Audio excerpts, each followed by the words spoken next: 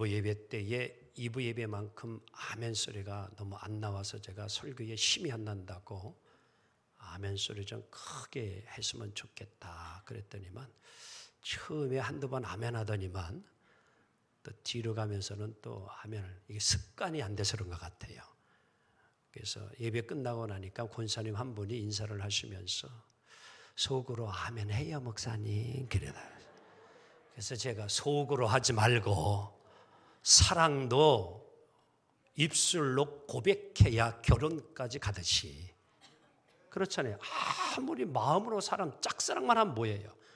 입술로 고백을 해야 되지요. 그래도 아멘 안 하시는 거예요. 그래서 2부 예배 때는 아멘을 잘 해줘가지고 제가 신나게 설교한다고 그러니까 그래도 아멘 좀 하시는데, 여러분 그 권사님 말이 충분히 이해는 가요. 아멘 하면은 다 나만 쳐다볼 것 같아가지고 아멘 소리. 그런데 다 같이 아멘 하면은 쳐다볼 이유도 없어요. 그래도 아멘 안 해요. 이렇게 이 습관이에요, 습관.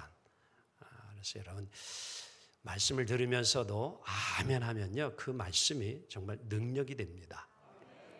오늘은 하나님의 성령이 거하시는 몸이라는 주제로 함께 좀 은혜를 나누고자 합니다.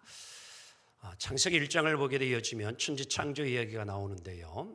이제 6일 동안 우주 만물을 하나님이 이제 창조를 하시고 엿새째 날에 이제 하나님의 형상과 모양을 닮은 인간, 사람, 아담을 만드십니다. 그래서 창세기 1장 27절을 보게 되어지면 하나님의 모양, 하나님의 형상대로 사람을 만드시고 이제 남자와 여자로 만드셨다라고 이야기를 합니다. 그러면서 우리 인간에게 하나님께서 특별한 권리를 주셔요. 그건 생육하고 번성하고 땅에 충만하라. 즉 하나님의 특별하게 창조된 작품, 그것이 사람입니다. 즉 만물의 영장으로 모든 피조물을 지배하며 살아가도록 하나님이 놀라우신 그런 권한을 주었다는 것이지요. 여러분 사람이 다른 생물들과 짐승들과 다른 것이 있다고 하면 뭐가 달라요? 우리는 두 발로 걷기 때문에 좀 네 발 짐승하고 다를까요? 사람은요 생각하는 존재입니다. 이것이 좀 다른 거예요, 생물들과요. 그리고 인간은 언어를 가지고 의사소통을 하면서 살아가는 존재가 사람입니다. 동물들도 나름대로 어떤 그 소리로, 그렇죠? 이제 사랑을 구애하는 그런 소리를 내기도 하고 몸동작을 하기도 하더라고요. 그렇지만 사람과 같이 어떤 이런 언어를 가지고 정말 소통을 하고 교제를 하는 그런 것은 결코 아닙니다. 인간은 영적 존재입니다. 단순히 동물에 비할 것이 결코 아니지요. 몸만을 가지고 있는 존재가 아닌 영을 가지고 있는 존재. 그래서 사람이 귀한 겁니다. 그래서 오늘 우리 영을 갖고 있는 우리는 하나님, 영이신 하나님과 교류하고 소통을 하기 위해서는 어떻게 해야 되느냐? 그 방법이 있는데 성령으로 소통하는 겁니다. 그래서 우리 예수님도 보혜사 성령을 너희에게 보내주리라. 성령은 알게 하시고 기억나게 하시고 가르쳐 주시고 소통하게 해주는 게 성령이에요. 그래서 그 성령이 거하는 사람을 우리는 성도라, 거룩한 사람이라 그렇게 표현을 하고요. 하나님의 영이 거하는 곳을 성전이라 이렇게 표현을 하는 겁니다. 자, 그래서 오늘 본문을 보게 되어지면 바울은 하나님의 성전이라는 이야기를 합니다. 누가? 너희의 몸이 하나님의 성전이다. 즉 성전 안에 성령님이 계시다라고 표현을 하는 것입니다. 즉 우리는 성전을 그저 보이는 교회 예배당으로만 우리가 이해할 것이 아니라 지난주에도 말씀을 드렸듯이 더 중요한 것은 보이지 아니하는 내용의 그러한 이제 의미가 더 중요하다라고 하는 겁니다. 그래서 성전이라는 것이 무엇인지를 우리가 인식해야 하고 그 기능을 우리가 무엇인지 알아야 합니다. 그래서 성전은 한마디로 따라합니다. 하나님을 모시는 곳, 하나님을 만나는 장소. 아멘. 그래서 여러분이 성전을 하나의 건물로만 이해하지 마시고, 지금 여러분들 이제 왼쪽을 보게 되었지만 현수막에 글씨가 하나 적혀 있어요. 시작. 내 눈과 내 마음이 항상 어디에 있으리라? 여기에 있으리라. 저 솔로몬이 하나님 앞에 성전을 건축하고 봉헌해 드리니까 하나님이 그 응답의 약속의 기도가 뭐냐면은 내 눈과 내 마음을 항상 이 성전에 두겠다 라고 이야기를 하는 거예요. 하나님이 계시는 곳, 하나님이 머무르는 곳, 하나님을 만날 수 있는 곳, 그것이 여러분 성전 예배당이에요. 아멘. 하지만 이보다도 더 중요한 의미가 있는데 성전은 거룩한 곳입니다. 즉 거룩하다라고 하는 것은 다름이 아닌 하나님을 의미해 주고 있는데, 거룩하신 하나님은 거룩한 곳에 임재하기를 기뻐하셔요. 거룩하지 않은 곳에는 하나님이 계시기를 기뻐하지 않습니다. 그래서 우리도 거룩한 영이 거하는 몸을 가지고 있는데, 영적 존재인데 하나님이 우리 안에 거하기를 기뻐하는 삶을 살아가려고 하면 우리가 순결하고 정결한 삶을 살아야 합니다. 성령님이 계시기에 편안한 장소가 되어야 된다는 사실이지요. 그런데 오늘 본문 말씀을 보게 되어지면 사도 바울이 고린도 교회에 편지를 쓰면서 이 고린도 교회의 성전 또한 성도들의 마음속에 성령님이 계셔야 되는데 성령님이 계시지 아니하는 모습들이 있기 때문에 오늘 16절 이렇게 편지를 쓴 겁니다. 함께 읽도록 합니다. 시작. 너희는 너희가 하나님의 성전인 것과 성령이 너희 안에 계시는 것을 뭐하지 못하느냐? 알지 못하느냐? 너희들 왜 거룩하신 성령이 너희 몸에 있으면 그 거룩한 순결한 삶을 살아야 되는데 그렇지 아니하는 삶을 살고 있느냐? 그 질문을 하고 있는 거예요. 왜 깨끗한 삶을 살아가지 못하느냐? 성령이 거하지 아니하면 우리는 성령의 뜻대로 살아갈 수가 없습니다. 그래서 육신의 소욕은 육신을 따라가게 되어지고 성령의 소욕은 성령을 따라 살게 되어 있습니다. 그래서 사도 바울은 갈라디아 5장에서 우리에게 성령으로 충만하라. 미국 브루클린에 있는 타버나클이라는 처치의 담임 목사라고 계신 짐 신발라라고 하는 목사님이 계십니다. 그 목회자 그 영성 그 컨퍼런스에 좀 올려주세요. 2년 전에 한번 우리 한국을 다녀가셨는데요.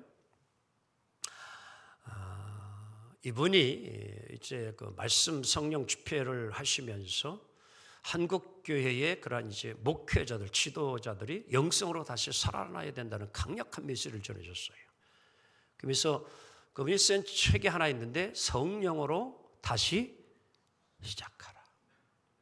중요한 메시지입니다. 성령으로 다시 시작하라. 이 책 내용에 짧은 한 토막의 이야기가 실려 있는데요. 한 여성 모델에 대한 이야기입니다. 어떤 특별한 믿음이 있어서 예배에 참석한 것은 아니었는데 어느 날 이 여성 모델이 하나님이 자신을 부으셨다는 것을 깨닫게 되어져요. 성령이 그와 함께한 것이죠. 그러면서 이제 그의 삶에 변화가 일어나기를 시작하는데요. 아무렇지도 않았던 그동안의 그런 이제 호화로운 파티에 참석을 해왔는데 성령을 받고 나서는 이제 그 자리가 너무 불편해지기를 시작하는 거예요. 하나님이 원치 아니하는 마음에 너무너무 불편스럽고 그 자리를 떠나고 싶은 이러한 마음이 계속 이 여자에게 일어나는 겁니다. 그래서 결국에는 이제 그 이후로부터는 이 여성이 그러한 파티를 나가지 아니하고 끊어버렸어요. 그리고 또 한 가지, 이 여성 모델이 그동안의 수입을 위하여서 속옷 광고를, 모델이니 얼마나 멋있겠어요, 여성이요. 이 시간 너무 상상하지 마시고. 그래서 그동안은 아무런 죄의식도 없이 그냥 돈만 벌면 된다라고 하는 자기의 몸을 가지고서 그런 일을 해왔는데 성령을 받고 나니까 이거는 아니다. 나의 이러한 것이 다른 사람들에게 성적인 자극을 주고 잘못되어진 또 생각을 줄 수 있구나 라는 이 성령의 깨달음이 오는 거예요. 그래서 그 이후로부터 이 여성 모델이 그 수입이 많은 그것도 끊어버립니다. 그리고 오직 뭐예요? 자신의 몸을 그동안 내가 귀히 여기지 아니하고 함부로 살아왔던 것을 회개하고 옷차림부터 그가 바꾸기를 시작합니다. 누가 보더라도 정숙하고 깨끗한 옷을 입고 또 삶을 이루어가는 그녀의 삶의 변화가 일어난 것입니다. 자, 오늘 거룩하고 순결한 삶을 살지 못하는 그러한 고린도 교인들을 향하여 17절 아주 무거운 메시지를 바울이 주고 있습니다. 함께 17절을 보도록 합니다. 시작. 누구든지 하나님의 성전을 더럽히면 하나님이 멸하시리라. 하나님의 성전은 거룩하니 너희도 뭐하라? 거룩하라, 이런 얘기지. 자, 여러분 참 오늘 무거운 말씀이에요. 누구든지 성전을 뭐하면? 더럽히면 뭐하리라? 그 사람을 뭐하시리라? 멸망시킨다는 겁니다. 그럼 여러분 이 말씀이 어떤 의미를 가지고 있어요? 오늘 이렇게 보이는 예배당 여러분들 침을 뱉거나 휴지를 떨어뜨려서 더럽혔으면 죽는다? 화장실을 교회가 깨끗이 청소를 안 해가지고 너 지저분하니까 더러워졌으니까 하나님이 그 교회를 갖다가 멸망시킨다? 무너뜨린다? 그런 의미인가요? 성전을 더럽혔으니까? 오늘 이 말씀의 주석을 좀 깊이 묵상을 해보니까요, 푸데레이라고 하는 원어인데 그런 의미를 담고 있더라고요. 목회자가, 즉 사역자들이 하나님의 말씀, 교리를 제대로 잘 가르치지 아니하여서 성도들의 영혼을 망가뜨리고 잘못 지도하고 인도해서 교회를 어지럽히고 혼란스럽게 하게 되어지면 그러한 자가 멸망을 당할 수 있다라는 의미를 담고 있어요. 이러한 이야기를 성경에서 제가 증명해 드리겠습니다. 이 말씀을 준비하면서 기도하는 가운데에 하나님, 이 말씀을 어떻게 더 깊이 우리가 깨달을 수 있습니까? 라고 했을 때 사무엘상 2장에 나오는 메시지를 하나님이 저에게 주십니다. 그게 엘리 제사장과 그의 아들 홈리와 비느하스에 대한 이야기가 나오는데요, 엘리 제사장의 나이가 많이 듭니다. 98세 정도, 거의 100세가 다 돼요. 그러니까 눈도 잘 보이지 아니하고 기력도 없어가지고 의자에 앉아 있어야 될 정도로 그 상황이 되어집니다. 그러다 보니까 이제 아들이 제사장으로 이제 대를 물려받던 그 시대에 홈리와 비느하스가 그 제사장의 역할을 하는데, 이 두 아들이 참 제사장의 역할을 잘해주면 좋은데 그렇지 못하고 망나니가 되고 말아요. 하나님의 말씀을 귀히 여기지도 아니하고 제사도 소중히 여기지 아니하고 하나님을 무시해버립니다. 그래서 심지어 이제 이스라엘 백성들이 하나님께 제물을 드리려고 이제 그거를 다 각을 떠가지고 삶아서 하나님 앞에 이제 제물로 드리려고 하는데 홈리아 비유나스가 갈고리 3개 달린 갈고리를 가져가서 그 가마솥에 가서 삶고 있는 걸 푹 찍어가지고 찍히면 그게 자기 거라고 하나님께 먼저 드려야 되는데 그리하지 않고 자기가 먼저 그것을 먹어요.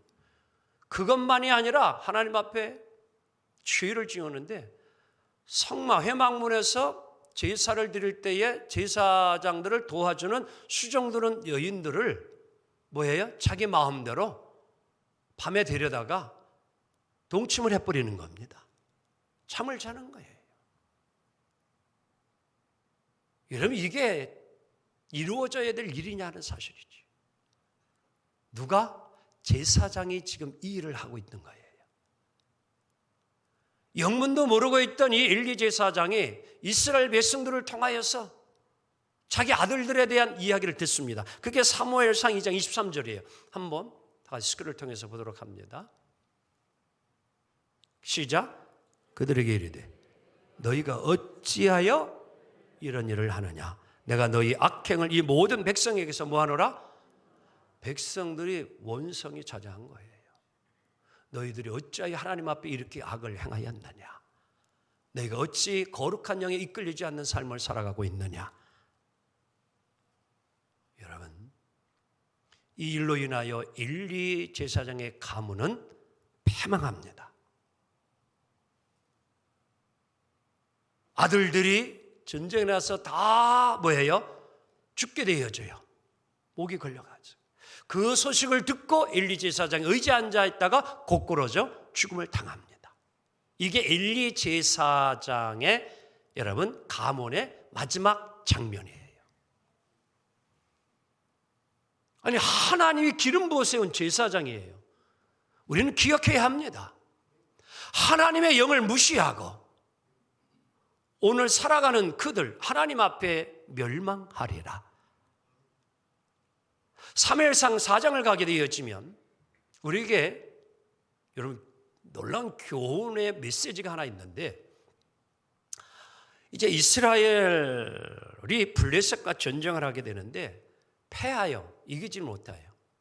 그러니까 지도자들이 모여가지고 야 원인이 어디 있느냐. 왜 우리가 자꾸 블레셋에 싸워서 이겨야 되는데 왜 우리가 패하고 있느냐. 그 원인을 분석을 한 거예요. 그랬더니만 전에 싸울 때에는 뭐예요? 항상 법궤를 가지고 앞장세워 나가서 전쟁하다 보니까 늘 승리했는데 우리가 이걸 하지 않았구나. 그들이 알고서는 이제 뭐예요? 법궤를 가지고 이제 다시 전쟁에 나가서 싸워요. 이겼을까요? 졌을까요? 또 졌어요. 왜 졌을까요? 우리는 반드시 오늘 기억해야 합니다. 법궤를 들고 나갔는데도 오히려 블레셋 사람들에게 그 법궤를 빼앗기는 수치를 당하고 홈리와 비나스는 죽음을 당합니다. 여러분, 거룩하지 못한 백성에게 하나님의 능력은 여러분 그의 법궤가 그곳에 함께 있다고 해서 하나님의 능력이 함께 그들과 있는 것이 아니고 성령이 함께 그들과 함께 할 때에 하나님의 능력은 이루어져요. 여러분 성경책을 내가 지금 가지고 들고 다니고 옆에 끼고 있다고 해서 저절로 하나님의 능력이 나에게도 이루어지는 것이 아닙니다.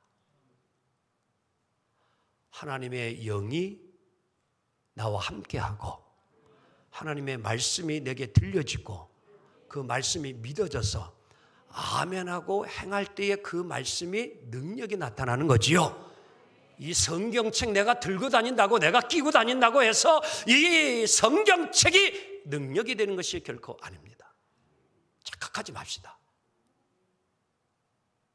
성령이 함께하지 않으면 능력은 나타나지 않는 거예요.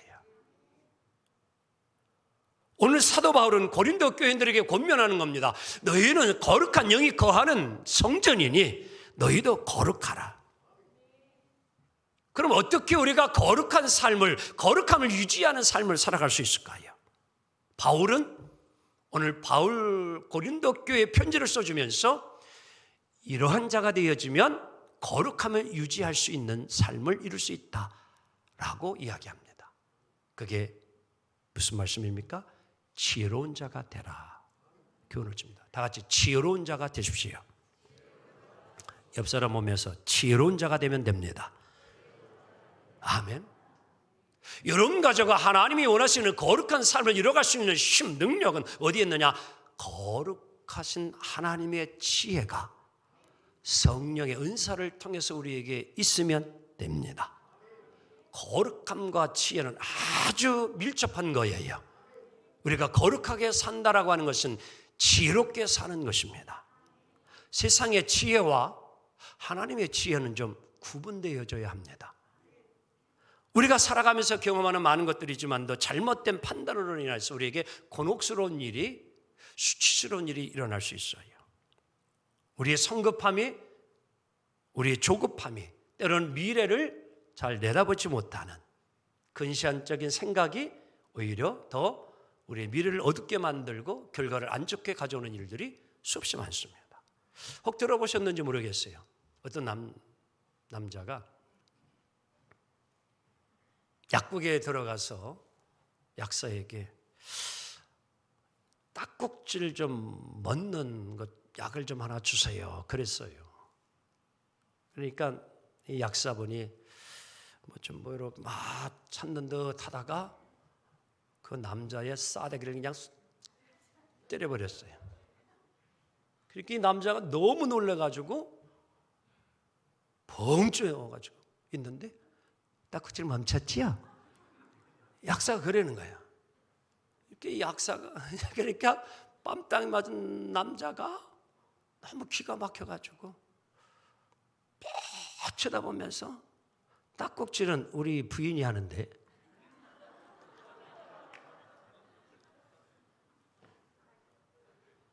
이게 오늘 우리의 모습 아닌가?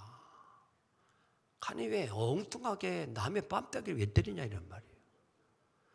약사가 되게 똑똑한 것 같았지만 자초지종도 알지 못하고 오늘 우리의 모습이 그러하지 않는가? 성경은 사람의 지혜는요 하나님이 어리석음만도 못하다고 이야기합니다. 무시당한 기분입니까? 지혜는요 하나님으로부터 와야 됨을 우리가 깨달아야 돼요. 우리가 아무리 계획을 세밀하게 디테일하게 세우고 진행을 하더라도 잘 될 적도 있지만도 되지 않는 경우가 허다합니다. 여러분 어떻게 계획한 대로 뜻대로 지금까지 잘 일이 풀려왔습니까? 그렇지 않잖아요. 지혜가 어디서 옵니까? 성경은 정확하게 말씀하죠. 하늘로부터 임함이라.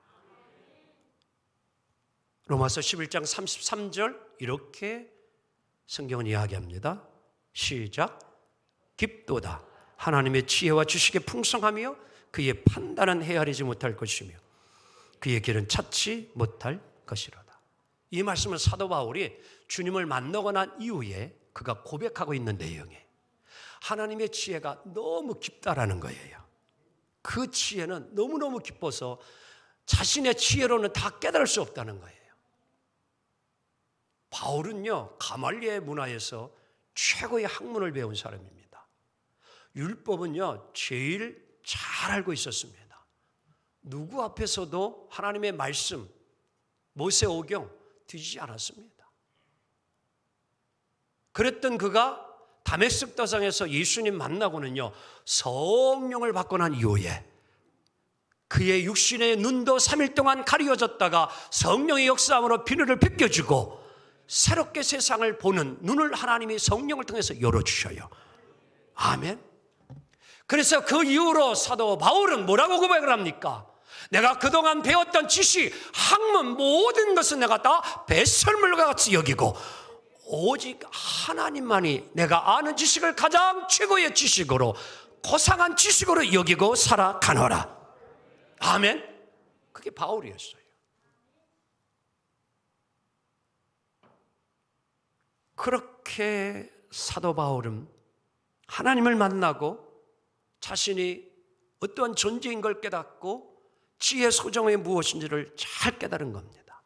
그래서 오늘 18절 이렇게 계속 권면해 주고 있습니다. 아무도, 시작, 아무도 자신을 속이지 말라. 너희 중에 누구든지 이 세상에서 지혜 있는 줄로 생각하거든 어리석은 자가 되라. 그리하여야 지혜로운 자가 되리라. 역설적인 이야기입니다. 어리석은 자가 오히려 돼야 지혜로운 자가 될 수 있다? 바보스럽게 살아가라? 어리석게 살아가라? 여러분 어떻게 이 말씀을 이해하기를 원합니까? 이 말씀에 대해서 오늘 성경 창세기 26장을 보게 되었지만 정확한 답을 우리가 얻을 수 있어요. 자, 이삭이라는 인물이 창세기 26장에 나옵니다. 이삭이 이제 블레셋을 내려가서 살려고 하니까 하나님이 너 거기 있지 말고 그랄로 내가 지시하는 곳으로 가라. 그래서 이제 그곳에 가서 돌을 삼고 사는데 가축이 많잖아요, 이삭이. 그래서 이제 우물을 이제 파는데 그 그랄에도 가축을 키우는 원주민들이 있다 보니까 이 우물 가지고 서로 싸울 수밖에 없습니다. 뭐 이삭의 입장에서는 주장할 수 있잖아요. 내가 판 우물, 내가 얼마든지 사용할 권리가 있잖아요. 그런데 이삭이 다투지 아니하고 싸우지 아니하고 다른 장소로 뭐예요? 옮겨. 그리고 또 우물을 파요. 그런데 또 이 그랄에 사는 원주민이 또 쫓아와 가지고 또 시비를 걸려고 하니. 그러니까 이삭이 또 온순하고 순한 이삭이 다시 또 옮겨요. 보세요. 여기서 이삭은 그 과정 속에서 뭐예요? 하나님을 만나는 거예요. 자신의 인간적인 생각을 가지고서 얼마든지 주장할 수도 있고, 그치요? 다툴 수도 있어요. 어떻게 보면 어리석잖아요. 그렇게 노동을 해가지고 수고를 해가지고 열심히를 내가지고 내가 얻은 우물인데 여러분 그걸 쉽게 내주면 세상적인 판단을 가지고 볼 때는 어리석잖아요. 그치요? 바보스럽게 보일 수 있잖아요. 근데 이삭은 옮겨요. 3번까지 옮겨가죠. 근데 나중에는 이제 그들이 더 이상 쫓아오지 아니합니다. 그래서 이제 하나님의 은혜 가운데에 가축을 잘 양육하고 하는 일마다 하나님이 축복해 주셔서 100배의 농사의 축복을 얻습니다. 할렐루야. 그런데도 이보다 더 놀라운 일이 일어났는데요. 자신들을 그렇게 괴롭고하고 힘들게 했던 이제 그들이 이삭을 찾아와서 이러한 고백을 합니다. 창세기 26장 28절 함께 보도록 합니다. 시작. 그들이 이르되 여호와께서 너와 함께 계심을 우리가 분명히 보았으므로 우리의 사이 곧 우리와 너 사이에 맹세하여 너와 계약을 맺으리라 말하였노라. 아멘. 여러분 무슨 일이 일어났느냐? 이 아비멜렉과 그리고 그의 사람들이 이삭을 찾아와 가지고 한번 옆 사람 보면서 이야기합시다. 당신은 하나님이 함께하는 사람입니다. 내가 똑똑히 보았습니다.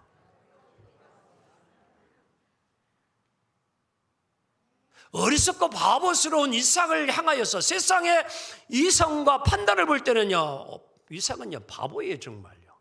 근데 그들이 나중에 이제 깨닫고 고백하는 이야기가 뭐예요? 당신은 참 지혜로운 사람이에요. 하나님이 함께하는 사람이에요. 우리가 분명히 보았습니다. 여러분. 그리고 우리는 이제 다시 서로 침략하지 않기로 그들이 부엘셰바에서 부엘셰바 맹세를 하는 거예요. 하나님의 지혜예요. 이삭은 하나님의 지혜를 따르는 거예요. 어리석고 미련한 것 같이 세상 사람들의 눈에 보였지만 하나님의 뜻을 따라 순종하고 말씀을 따라가니 하나님이 그를 더 높여주시고 지혜로운 자로 세워주심을 믿습니다. 이것이 신앙이에요.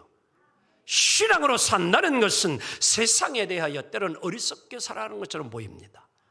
세상 사람들과 똑같은 원리를 가지고 살아가노라면 신앙생활하기가 어렵습니다. 여러분, 교회에서 일어나는 문제가 왜 일어납니까? 세상의 원리나 논리를 꼭 교회에도 똑같이 적용하려다 보게 되어지면 그것이 어려움이 되어지고 다툼이 되어지고 논쟁이 되어져요. 신앙은 때로는 뭐예요? 하나님의 말씀으로 판단하고 하나님의 말씀을 따라갈 적이 있어야 되는데 인간적인 주장이 내세울 적이 많다라는 게, 그러니까 교회도 논쟁이 일어나고 문제가 일어나는 겁니다. 여러분은 아십니까? 육체의 본능대로 살면 동물이요, 이성을 따라 살면 인간이요, 성령님의 인도하심을 따라 살면 그는 그리스도인이 될 줄 믿습니다. 오늘 사도 바울은 고린도 교회와 우리를 향하여 질문을 던집니다. 인간으로 살 것이냐, 아니면 그리스도인으로 살아갈 것이냐. 어느 가게 주인이 동네 사람들에게 오시는 손님마다 이번에 새로 부임하신 목사님은 참 훌륭하신 목사님이십니다. 설교를 너무너무 잘하십니다. 그러니까 한 번은 손님이 그 가게 주인에게, 그럼 지난주에 목사님이 어떤 설교를 하셨나요? 그러니까 주인이, 저는요 교회 다니는 사람이 아닙니다, 그래요. 그렇게 이 손님이 이건 뭐야? 교회 안 다니는데 어떻게 그 목사님을 잘 알지? 한 번도 설교를 들어보지 아니한 이 가게 주인이 어떻게 목사님을 그렇게 칭찬하고 잘한다고 이야기할까? 그러니까 주인이 그때 웃으면서 그 교회 교인들이요, 목사님이 새로 오시고 난 이후에는 외상값을 다 갚았습니다.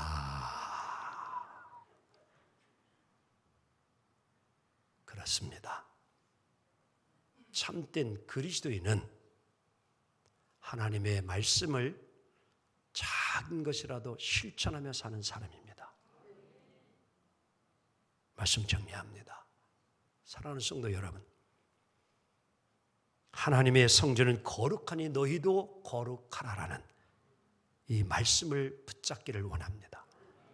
하나님의 성전인 우리 교회와 그리고 우리의 이 몸을 더럽히지 마시고 거룩하고 성결하게 간직하는 순결한 그리스도의 신부들이 다 되어서 주님의 사랑을 많이 받으시고 또 주님의 축복을 이삭이 받았듯이 여러분의 삶도 이러한 은혜와 축복이 있기를 주님의 이름으로 축원합니다. 기도합니다. 주님 감사합니다.